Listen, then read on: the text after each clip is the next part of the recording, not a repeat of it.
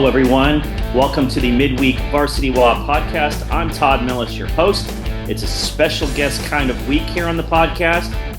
We'll kick things off with our interview with Jamaize and Jaryah McGriff, the brother-sister combination for Emerald Ridge basketball. Are they the best brother-sister duo in the state of Washington? We'll detail their journey to Puyallup.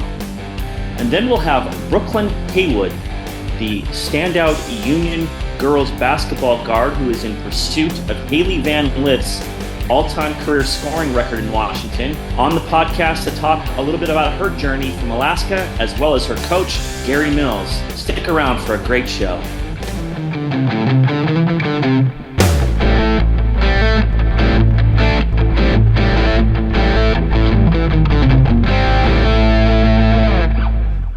Welcome to the opening segment of the VarsityWA Midweek Podcast. I'm your host, Todd Milles. We are going to kind of dive into some of the best brother and sister basketball combinations in the state of Washington, and we like to welcome, arguably, I would say the top duo. I mean, that's my personal vote. If I had a vote, Jaryah and Jamaize McGriff, both are seniors at Emerald Ridge High School, both with college offers, and probably will be playing at the next level. How are we doing? Give us an update on kind of how your guys' seasons are going first, starting with you, Rye, on the girls' side. We definitely struggled at first. I didn't play the first few games, but we're definitely pushing through a lot of adversity and just finding a way to, how would I say, get through these like lumps and hills, not having a very strong team and a lot of depth on the bench. So we're kind of helping the underclassmen kind of figure out where they fit in their roles on the team, and then trying to figure out our leadership roles and really like being strong with that. How about you, Jamaize? You guys are 14-2, coming off a big win over Bonnie Lake here on Friday, and leading your division in the 4A SPSL. Yeah, for my team, we started off our very first game was a little slow. We played against one of the top teams in the state, O'Day, and that loss really kind of took us. Like it just changed our mindset on this season. Going into the season, we wanted to, kind of a lot of people wanted to come and change their individual game, but after that loss, we knew that we needed to come together as a team, and it was more of a team thing than anything. So after that, we kind of like took off a little bit, and then the loss against Tahoma also just propelled us forward even more than anything. We came out, and now we play with more energy than ever. And especially for me individually, I knew coming into this season, I wanted to showcase what I can do like as an individual. And I know like a lot of people know that I'm a team player and I'm team first, pass first, and all that, but they don't get to see like what I get to do like when I'm being aggressive, or when I get to just be myself like how I am, and when nobody's watching. Before we get into the basketball stuff, after talking to your mom, it sounds like you started, the first sport you really started in, Maze, was not basketball. It was something different. I don't know if ER football fans want to hear this, because they would have loved to seen you, the last couple of years as they were, making their move in the state playoffs and stuff. But tell me a little bit about just sort of growing up in football. It seems like that was your first sport. Yeah, football was definitely my first love. Football, I actually hated basketball in the beginning. I did not like basketball at all. I thought basketball was weak, and because I, like, me as a kid, like if I ever had a problem or if I got frustrated, like I love football so much because I could just go out there and hit somebody. Like I go out there and take it out on the field, and I just love to go out there and just run around and just be free. Like I thought the field was just like my place to just do whatever I want and be me. So football was everything to me. I put everything into football, and it all came to an end. Like I broke my collarbone, and then after that, I didn't even break my collarbone playing basketball or playing football actually, but I just broke it. I couldn't play for like 2 years, and then after that, my mom had a conversation with me, and she was just like, I don't think this is what God has for you. So we made the switch to basketball. I was already kind of playing a little bit on the side, and after that, I started playing more often, and now we're here now. For people that don't know a little bit about your background, you guys moved up to Emerald Ridge right before your ninth grade seasons. Raya's 11 months older, even though you're both seniors. Raya's 11 months older. Yes. I think your mom referred to it as Irish twins, which, Yeah. but it sounds like, your mom was a professional volleyball, played professionally, volleyball. Your dad was a professional basketball player. I mean, pretty good genes to come from. Uh, are you just when you watch or when you hear stories about your mom and dad, your style in basketball, is it more like your mom, more like your dad? What do you hear from the people that have seen your parents play sports? I've never been like compared to their styles. I just know like one thing I would say I'd get compared to is like, they say like we have same similar mentalities as both parents. Like they say like, oh, you're really aggressive just like your mom and just like your dad, and oh, you can jump just like how your mom used to in volleyball. And like they just say like, we have really great genes, and like the our athleticism is just um very similar to our parents. Sounds like you guys got into basketball really early in elementary school, maybe second grade. Yeah. Sounds like your mom kind of said, let's look at some of the youth basketball leagues in the Oregon area, and didn't just thought, you know what? I think I can show them some things that will be a little more beneficial. So it sounds like your mom was a coach, Yeah. Yeah. to a lot of your basketball growing up, even with her volleyball background. Sounds like she was a huge influence. Can you talk to that, Raya and Maze, a little bit about just having your mom kind of coach you and kind of guide you in your formative years?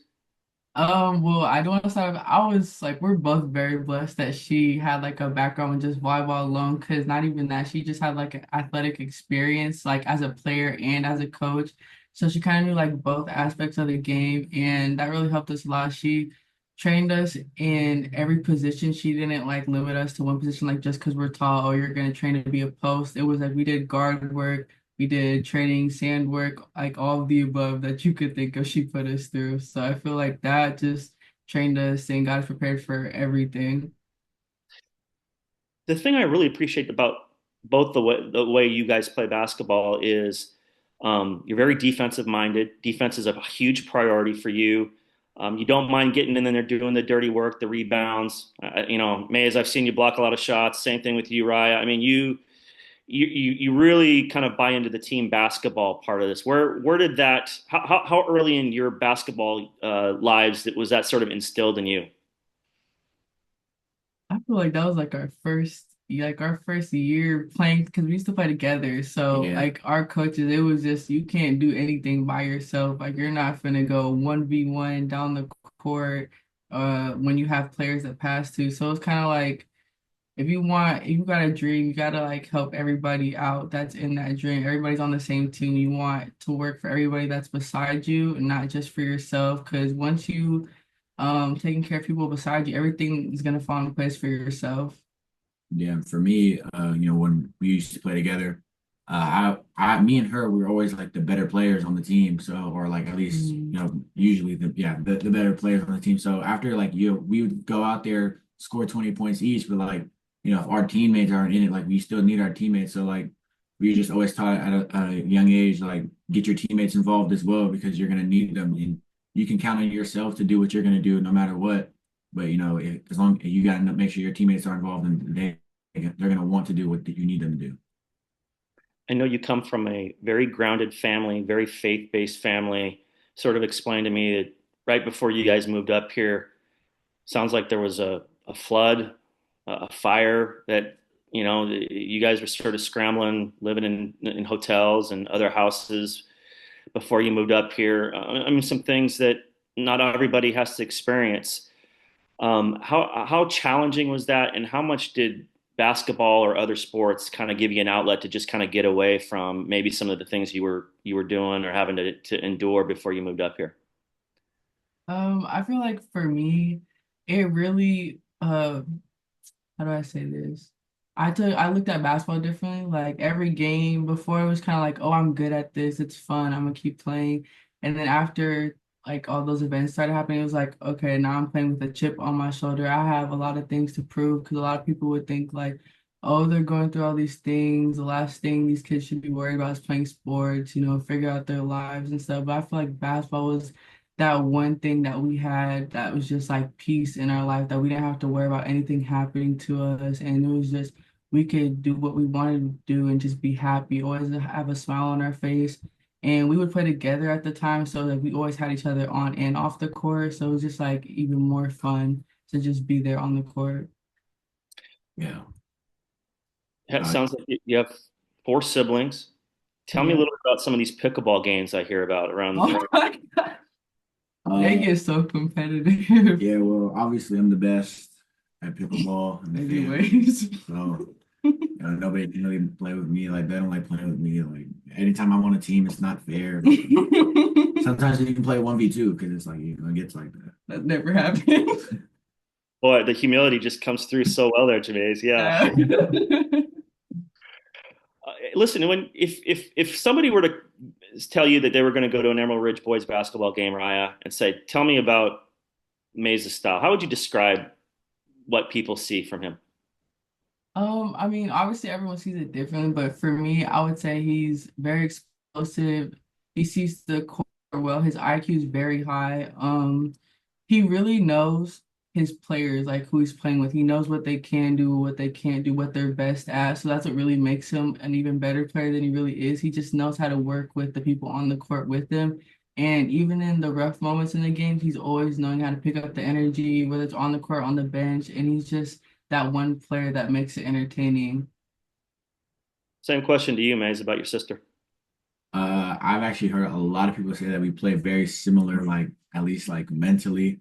Like a lot of people say that we see the court the same. Like well, obviously like the taller people on the court, so we see the court the best on our teams, and she has so much trust in her teammates and her players, and even the ones where I feel like she shouldn't have trust in, she trusts them to hit that shot. Like she's gonna go in, she's gonna draw those people in on her, and she's gonna kick it out because she trusts her teammates to make the shot. And I feel like I do the same. And a lot of people just say that we play similar in those ways. You're both seniors, both looking right in the middle of all your college stuff. Can you kind of give us an update on where you guys are at in terms of college and playing at the next level? Well, I decided to commit to CSI, so that's where I'm at, getting prepared for that next step. For me, I'm ready to go wherever God wants me to go. But I have two Division I offers right now. I have Arizona State and Portland University, and so those are the ones that I have options obviously to go there, and but I'm also talking to a couple other people, and so wherever, if I land another one or if I just get something along this season, that I'm just looking and going wherever God takes me. I want to ask you a little bit about just kind of stuff away from basketball. Raya, sounds like you're very artistic, like to Yeah. draw, paint. How important is that to you, and do you see a future in that? I feel like art in general is very important to me. I kind of feel like basketball falls into that, and just everything in life, like everything I do with my hands, I feel like is a form of art in a way. And I don't know, I feel like the beauty of it is just so nice. Like you just see the process, like there's so many little steps to this, but then you see the outcome and it's like, wow, all this work and it turned out so great. And I feel like people kind of take it for granted how art is. So, uh, I don't know. I definitely would want to pursue something in art in the future, but I'm kind of iffy on it just because I don't really know if that's what God has in store for me, but we'll see. Other than you being a future gold medalist in pickleball, what do you like to do kind of off the court? And what do you kind of see your future academically? What are things? What are some of your pursuits? I honestly like, I just like hanging out with my family in my free time, like hanging out with friends, going out and just like doing any type of gathering or any type of like things where like I have like all the people that I love to be around and love to hang out with just all in one place. Like those are my favorite times and favorite things to do outside of basketball. But academically, um, I know the only subject I know I really like click with and like love doing is math. So like something to do with math or anything in that type of region, I'm okay with. Both of you have been to the Tacoma Dome. Both of you have been to the WIA championships. Both of you have one more shot. How much of a goal is that to get back to the Dome with the school that you're representing? It's everything to me right now, but my team our biggest thing right now is just taking one game at a time this year, taking it slow and, not looking too far ahead, because those times where you look too far ahead and you kind of lose track of what's right in front of you. And that's what we don't want to do this year. For me, I kind of like say the same thing. It's definitely like a goal. I know my teammates, that's a goal for them. For me, it's more of like I want this year to be a big leadership role for me and practice that, especially for all the underclassmen that are coming into the program for the girls side. So I do want to work hard though and try to help my teammates get to where they want to be. I know like the Dome is like a really big platform that everyone loves to play on. It's a great environment to be in, and I do want the underclassmen to get that experience while I'm with them. Jaryah and Jamaize McGriff, thanks for joining the podcast. Good luck in the second half of your year. Stay healthy, and love to see you in the Tacoma Dome. You both are on teams that have that capability, and we'd love to see you. Thanks for joining the podcast. Appreciate it. Thank Thank you. you. Welcome back to the VarsityWA Midweek Podcast. I'm your host, Todd Milles, joined by our friends from the South that we don't get to see very often, but did get to see at the MLK Holiday tournament in Kent, coming off a big win against Bellarmine Prep. It's Union girls coach Gary Milles and standout guard Brooklynn Haywood, an Oregon signee. Thanks for joining the podcast. This has been a very interesting journey with very distinct chapters, Gary, and I want to ask you, because it felt like early on with this group, it was how do we get over the Camas hurdle? And you guys found a way to do that. And then last year was sort of like, how do we find a way to get to state? And you guys did that. Now it just feels like the runway's cleared. You guys can go just play basketball and go do damage in the Class 4A playoffs and really be a factor in this thing. Well, I'm glad it appears to you like the runway's clear. We still feel like there's some obstacles there to get past for sure. But yeah, it's been an interesting. There's been an evolution to this program over the last 3 or 4 years. I think we made some noise at the state level, 6, 7 years ago, and then we had a little bit of a lull there. Then Brooklyn came in, and there's been. Camas happened to be right when Brooklyn came in. Camas happened to be one of the best teams in the state, if not the best team in the state. And so not many people got to hear about us because they were pounding us a little bit. But we got a couple good wins against them in the last 12 months, and I think we've built up some confidence there. They're certainly a great, still a very good team, and they pose some problems for us. But I think we like where we're at right now, and I think our mindset is good too, that we know nothing's going to be easy and we're willing to work for it. Yeah, and it's worth mentioning that right now Union is number one in the WIAA RPI. Now, for folks that don't know Brooklyn's background, she does hail from the great state of Alaska. It sounds like dad went up and played college basketball up there, met mom, and both of them were in law enforcement. I want to ask you, from a basketball standpoint, Brooklyn, and a cultural standpoint, what was it like growing up in Alaska? It was actually really cool because all you really have up there is like school and sports. So our basketball community is so big up there.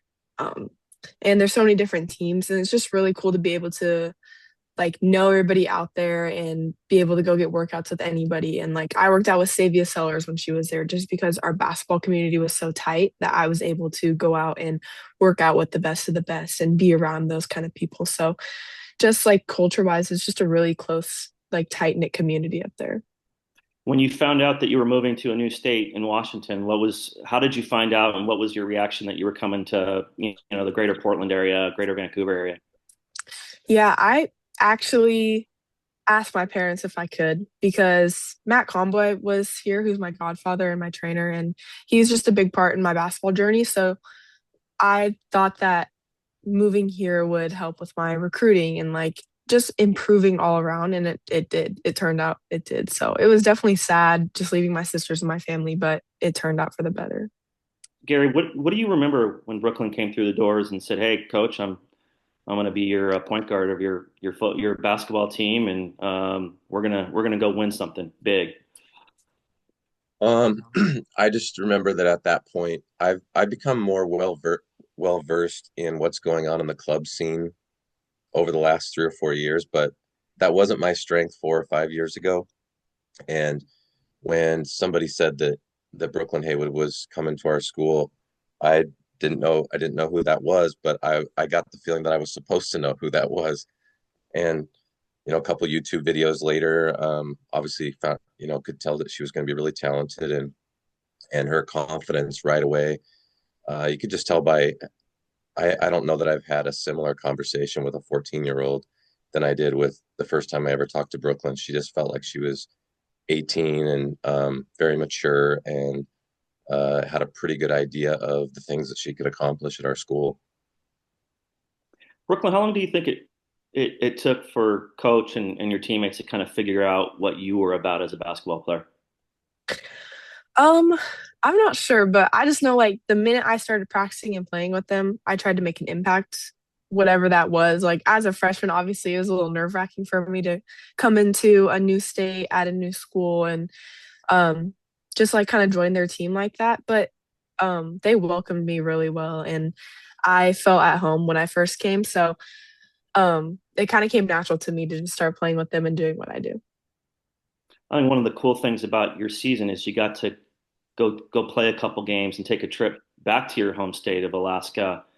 That's where, unfortunately, where one of your losses. I heard it's like the longest 1 second in Alaska basketball history. Is that kind of what the nickname of that game is, Gary? You can correct me if I'm wrong, but I'm talking more about the opportunity to go home, and you'd never played a high school game in Alaska, and you get to say, hey, I played a couple games. What was that like? Not only going back home, but getting to kind of show your teammates and your coaches, hey, this is where this is a gym I shot in when I was, 10 years old, or, hey, this is one of my favorite restaurants in Alaska, or one of my favorite cuisine dishes, and, growing up here. Yeah, it was really cool. I had a really great time showing my teammates like where I was from and stuff like that because I talk about it a lot, but they've never been able to see it. So it was really awesome. And then it just got emotional because like I have never played a high school game there. And so those are like my first two. And I was so grateful to be able to do it with the team I have now and my coaches because I wouldn't want to do it with anybody else. So it was really cool being up there again. Now, we saw a team photo. Everybody was bundled up. How cold did it get in Alaska? And Brooklyn, when you go back to Alaska, is it feel colder than when you were living there? Um, for me, it wasn't that cold. It was like fine, but for everybody else, they were freezing. It was kind of funny though. You should have seen, like, we got off the plane. It's like, I think it might have been -1, and we're all a little like slapped in the face with what that feels like. And then we see Brooklyn. She had gotten there a few days before us, and we see Brooklyn. She literally just has a hoodie on, and I was like, what are you doing?" She's like, "This is not that bad." So It wasn't that bad. there you go. Well, how did your teammates deal with the cold, Brooklyn? Did they bundle up enough? They bring enough No, clothes? they definitely did. I think they overbundled sometimes, but if it makes them warm, it makes them warm. It was okay. Like I mentioned, Brooklyn Haywood is a Oregon Ducks signee, going to go play for Kelly Graves in the Big Ten with a former club teammate of hers, Katie Fiso, who won a few state championships at Garfield. But I know that there's another thing that people are paying attention to with you, Brooklyn, and Haley Van Lith is the all-time leading scorer in state history. You just went over 2,500 points in your very storied career. It's curious. How do you feel about chasing that record? I know a lot of people are paying attention and want you to get close, but what's sort of your attitude toward it? Yeah, I mean, it'd definitely be an awesome thing to reach with my career and how hard I've worked and what I've done. But at the same time, that's not the main goal this year. The main goal is to win league and win state. So um, if I beat Haley Van Lith's record, that'd be awesome. Obviously, it's one of my goals, but that's not the main goal. So um, just trying to focus on like what my team needs to get done and what we need to accomplish. And if I accomplish that on the way, then that's awesome. Can you guys kind of take the temperature right now where you're at the midway point with potentially 15 games remaining in your season? How this team is playing and just kind of the kind of frame of mind of this team right now? Go ahead, Brooklyn. What do you think? I think we've definitely had our ups and downs for sure. Like every team is gonna have their ups and downs, but we've really gotten through that adversity and we figured it out. And I think our last couple games have been some of the best games of our season. So I think as the season has gone on, we've gotten a lot better.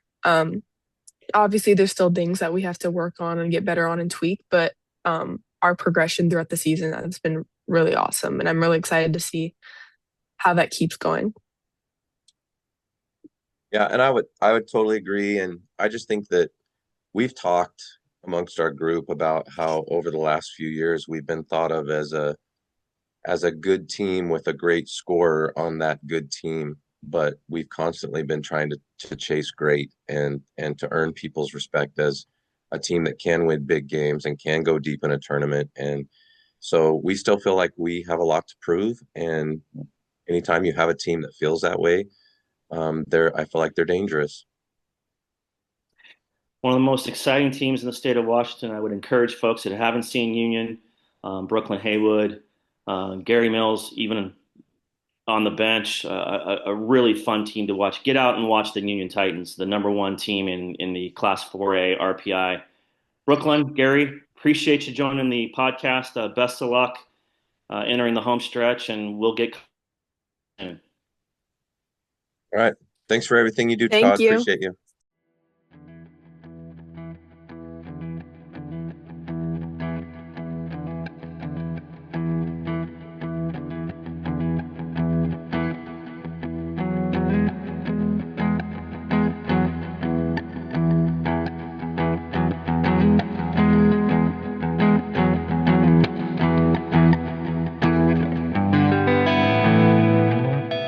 This podcast is brought to you by Varsity Washington, your source for high school sports news, rankings, and more around the state of Washington. You can listen to new episodes of the VarsityWA Podcast weekly on YouTube, Spotify, or Apple Podcasts. And for more from VarsityWA, visit us at varsitywanews.com and subscribe for daily posts covering the high school sports landscape around the state.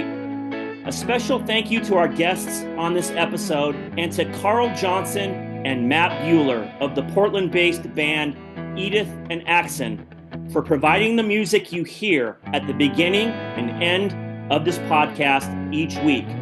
You can find the band on Instagram at Edith Axon Official. Thank you to our listeners for tuning in to the VarsityWA Podcast. For producer Lauren Smith, I'm your host, Todd Milles. We will be back next week.